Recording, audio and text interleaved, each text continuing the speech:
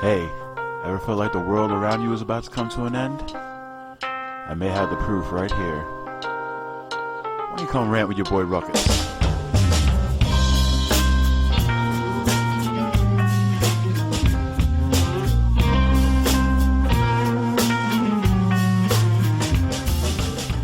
Ladies and gentlemen, boys and girls, welcome to another installment of Ranting Ruckus. I am your host, Mike Ruckus, and this week we've got some real winners for you.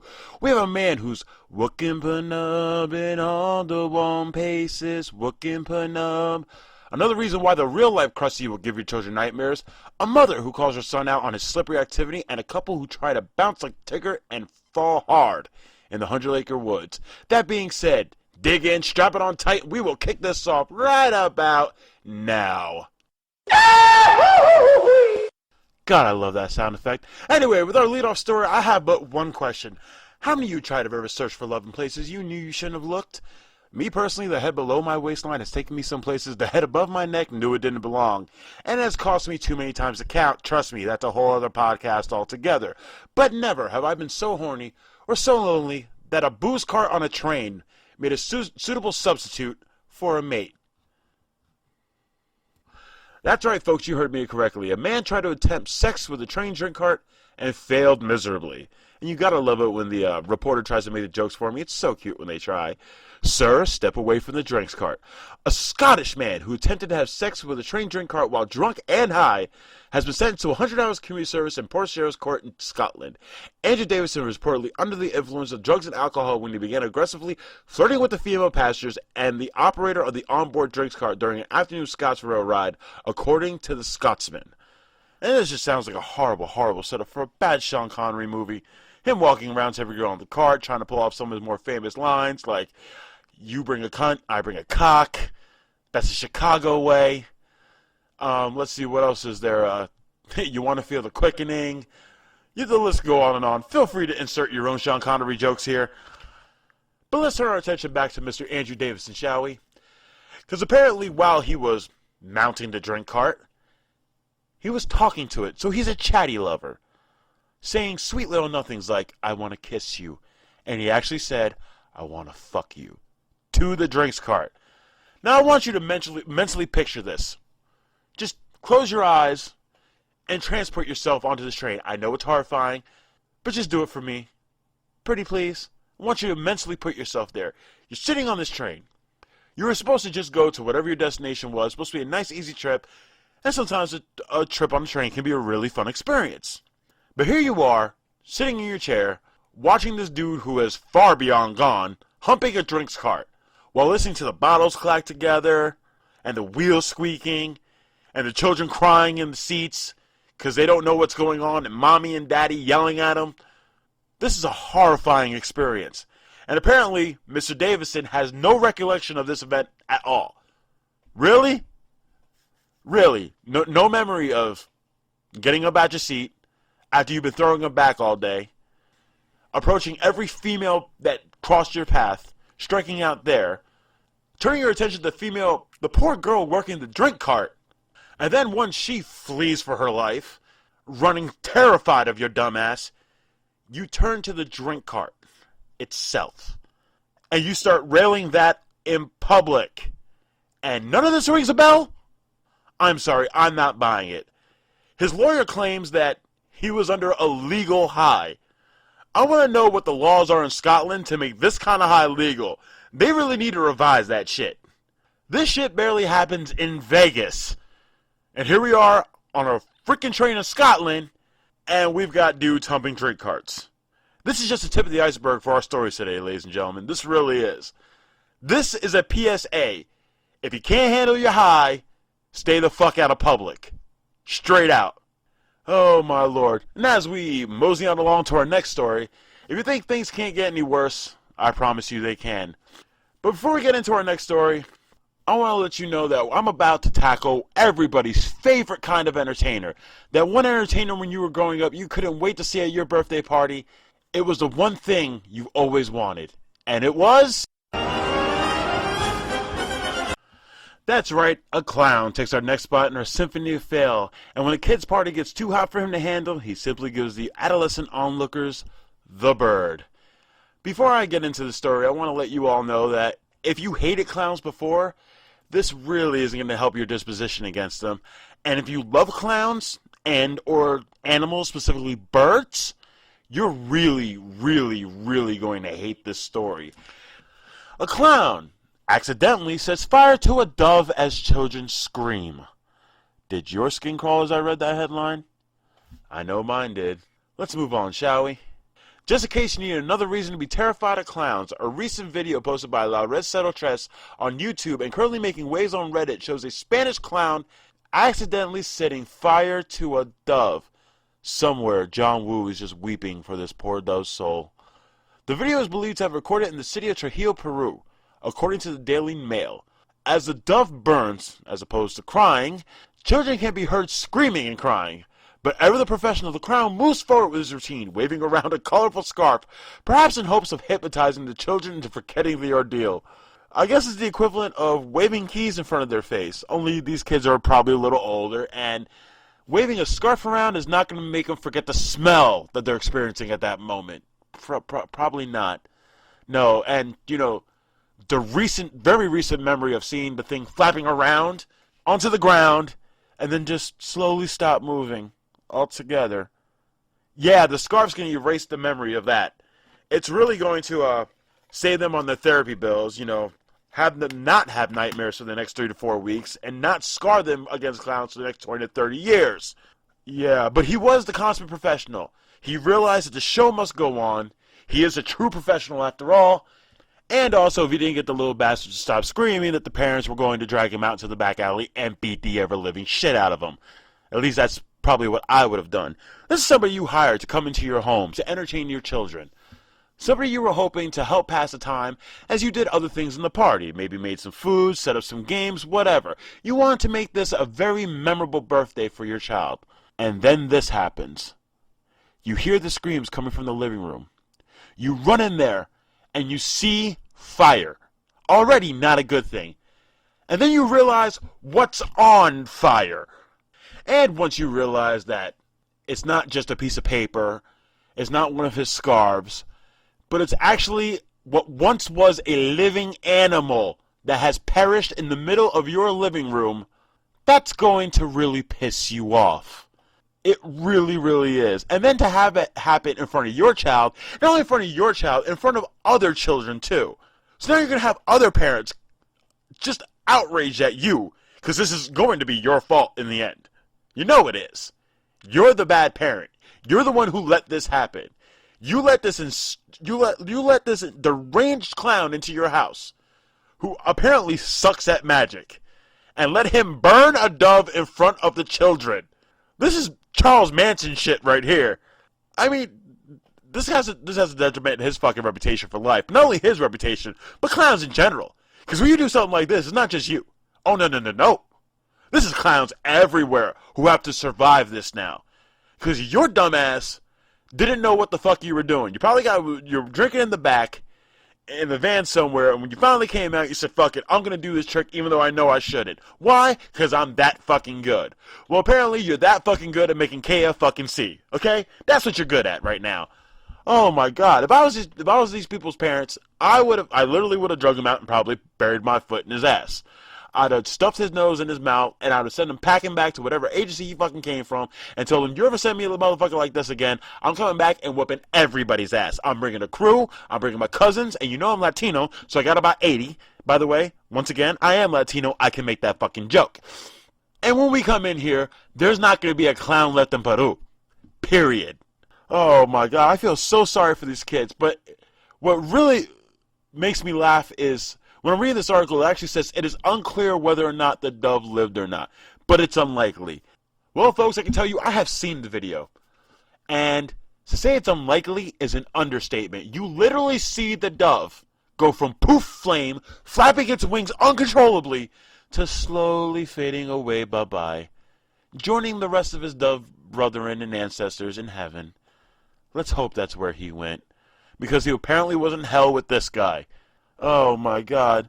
If you are a children's entertainer, if you're an entertainer in any way, shape, or form, remember that if you're going to attempt something, especially involving fire, all safety precautions must be met. for all parties involved, not just the human. This poor dove was just living a dove's life, and then became a burning phoenix, but sadly did not rise from the ashes. Such a sad tale. A moment of silence for our foul departure. Okay, anyway, moving on. We're getting on to our next story real quick, and believe me, if you got a mom like this, your life fucking rules. Yes, we have a mother who notices that her beauty supplies have recently been depleting and disappearing, and couldn't figure it out at first, and then realized that she had a teenage son who was coming of age, and her ever-expensive moisturizer kept depleting and going bye-byes. And once she put two and two together, decided to come up with one of the most elaborate plans to stop him I have ever heard of. But she is supportive in this situation. She doesn't just go off on him. She doesn't forbid it. She realizes that it's a part of life. It's a part of the teenage human nature. And what she did absolutely fucking rocks. Can this note from a mother be real to her son about masturbation? We've heard of mothers buying condoms for their sons. We even heard of mothers who are so fed up with their son's masturbation, they feel compelled to write lengthy thank you notes to Kleenex. But this lady went above and beyond. Oh yeah. This chick, like I said, deserves a fucking award. Because not only did she accept it, she bought the kid a bottle of lube and wrote him a letter. And I'm about to read that letter to you now, so bear with me. Because like I said, it ain't my letter, but it needs to be read to you. Dear son, although I believe that it is all well and good, healthy in the fact that you bash the bishop, please refrain from doing so with my moisturizer. I love this woman. I purchased some personal lubricant so you can spank the monkey, smack Lester, wax a dolphin, buck the slobbering donkey, or whatever you kids call it these days without having to pay for my beauty supplies. Oh my God. If your mother wrote you this note, the red on your face would be so bright. You'd look like a fucking apple.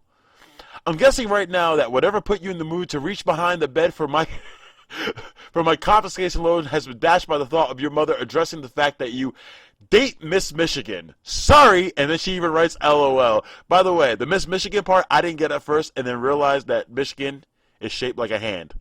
So after I realized that, that's pretty fucking funny. I've never heard of that one, but goddamn, I'm gonna use it. In any event, there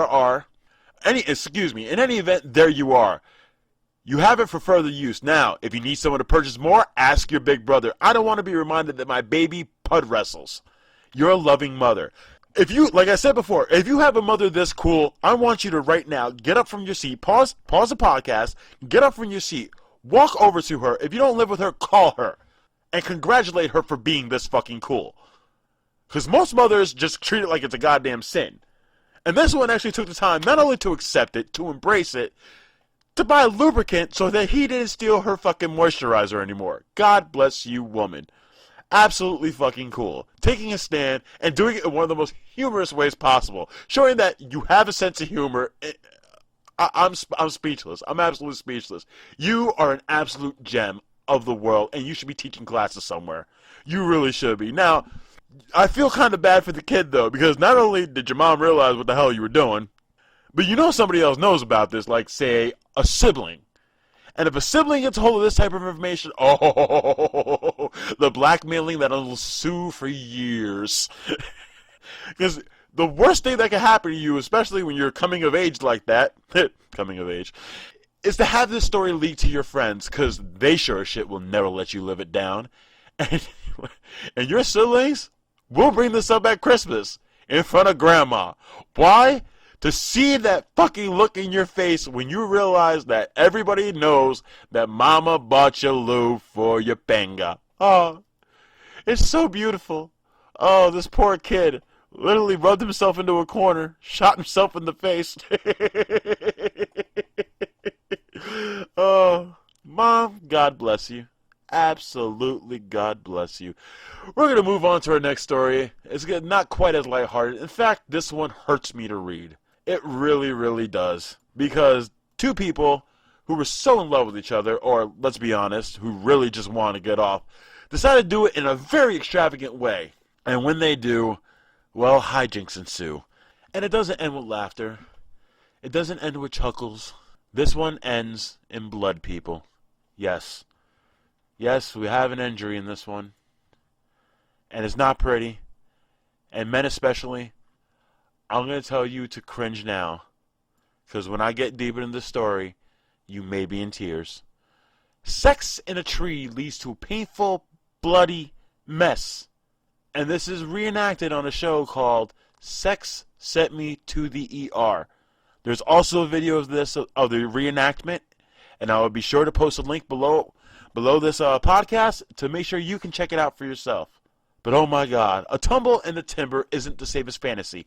No shit! Really, I'd have never guessed. That's what couple Eric and Selena found out during a recent sex romp in a tree. Not around the tree, in it. They had a bloody awful... Okay, let me stop right there. I haven't even finished the sentence. Those two words associated with the word sex should never, ever, ever be associated with sex. Awful and bloody. The awful led to the bloody. Now, I've already read this article, so I know where the bloody leads. I know where the blood comes from. It's not pretty. Not at all. But it is my job and my duty to press on. So, if you haven't turned this off yet, just cringing at the thought of what be coming next, well, bear with me, because it only gets worse. The couple went for a hike on their all-important third date. Ladies, hold out. I'm telling you this right now. Take it from a man's POV. Hold out a little bit. But if you're so hot at the moment you need to get one off right away, pick your spots better. Up in a tree trying to defy gravity while you're moving around on a real thin limb rarely ever adds up to best sex ever. Eric suggested that they attempted sex in the tree. Selena even agreed. So she just went, okay. Not thinking this through, apparently. And what really sets the tone of this entire situation is, not only does she not think it through, but he was such a hottie that she forgot to mention, through all this, she hates nature. Oh yeah, and with good reason. The couple was trying to get freaky in the limb when Eric felt something move. The tree. Yeah, not his tree, the tree. Yeah, that's what was moving. He was quoted to say, I felt the snap. My hand slipped and I came tumbling down. Which then at that point, you know, with simple human reaction, tried to hold on to the limb with his legs. Now, bark plus skin plus friction equals owie. Especially when said skin naked all over. Keep that in mind. I ended up getting skinned really good and I hit the ground. Good for you. Sorry. And as you might expect, Selena was concerned. She said he was laying there on the ground and there was blood all over his leg. Upon closer inspection, she saw that his penis... Ow. I'm sorry, this next was a little tough for me to read. His penis was bleeding. Ow. Ow. Good Lord, no. Huh. She looked down at it and said, your package looks like it sprung a leak. I don't know if I'd have been able to control myself to kick her in the ass at this point. If I could get up and walk to do it. You just say something so calmly about that. It looks like your package sprung a leak. That's not funny. That's not funny. Ask any man who's listening to this. Women, if you're listening to this with your man, turn and look at him. Guarantee you he ain't fucking laughing. That shit ain't funny. Not on this planet, not on any other fucking planet. Oh my god. Oh, you gotta admire, sadly to say, the balls in this boy. He then said it didn't hurt as bad as it looked. Listen to me right now. If any of you catch me in the woods, I'm lying on the ground, and you see I'm holding my package, as they've so eloquently put it here, and you see blood, call somebody. Please? Pretty please? Because chances are it's not supposed to be doing that. And if I haven't called anybody, that means I'm physically unable to. So call somebody. An ambulance would be nice. My mama would be an option too. I don't care. Call somebody who can help my ass out in that situation. This is fucking unfucking believable. Unfucking believable. She then goes to say, I think he thinks I was concerned about his penis. I was concerned about his well-being, but of course, every woman wants to make sure his guy's functionable. Look, he's bleeding, okay? I don't know if you missed that point of the goddamn story. He is fucking bleeding, okay? And you're sitting there having inner monologue with your damn self. Instead of having that inner monologue that is so damn important, how about doing this? Pick up your goddamn cell phone, which you're probably hitting your cooch, and call the fucking ambulance. Well, part of that was unclear the goddamn first time. Don't let him be Mr. Brave Boy holding his package while it's done smoking a leak, and let him bleed there, where I say, well, yeah, I'm concerned about his well-being, but is it still gonna work? Like, oh darn, he's broken now. Aww, and he was so cute too. Aw, it's like getting a new toy and it breaks the first day on Christmas. Stupid wench. You know what?